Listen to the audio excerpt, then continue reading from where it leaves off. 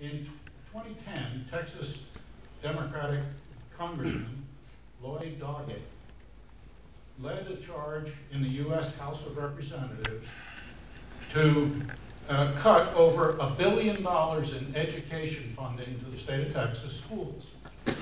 State-elected Democrats supported these efforts to cut education funding.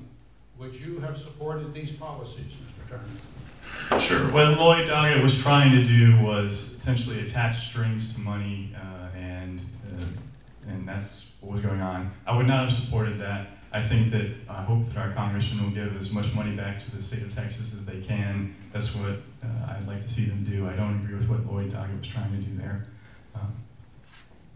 It was a sad moment in Texas history when one of your own congressmen is defunding the state, and the majority of the state Democrats supported it. It was extremely frustrating to us because initially it was passed that way. The Congress was able to go back and revise that eventually, but we were almost shorted $1 billion. More recently, Obama took away funding for women's health because we decided that we no longer wanted to fund at the state level Planned Parenthood. And as a punishment, they ended all dollars from the federal government for women's health, which I also think was obviously a punishment because they didn't like our policies.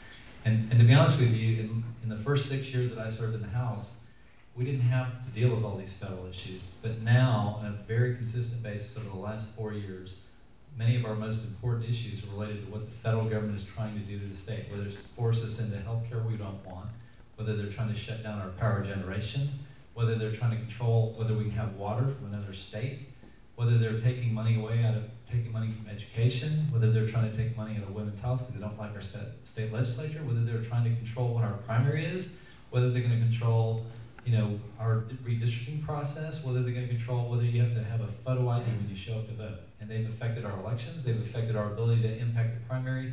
We are under constant stress from the federal government, and you know what? We need to stop it right now. And I'm telling you, Texas is a leader. We are the leader in this country, and we need to stay a leader.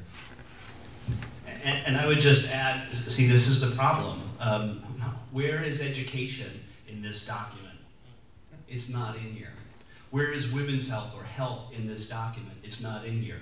Where is the ecology in this document? It's not in here. Why was it not stopped, folks, when we had the opportunity to do it? When there was a Republican-controlled Congress in Washington? This is the problem. This is why I am actually the only second choice you have, right? Because this is part of they're both together. Now, I think that both Mr. Turner and Mr. Paxton, Representative Paxton, are really nice human beings. I've enjoyed getting to know them across the campaign trail, but we have a problem. And it's the two-party system that's all merged to become a one-party system. And that's the problem, and that's the alternative that I offer to you tonight. Okay, question number 6.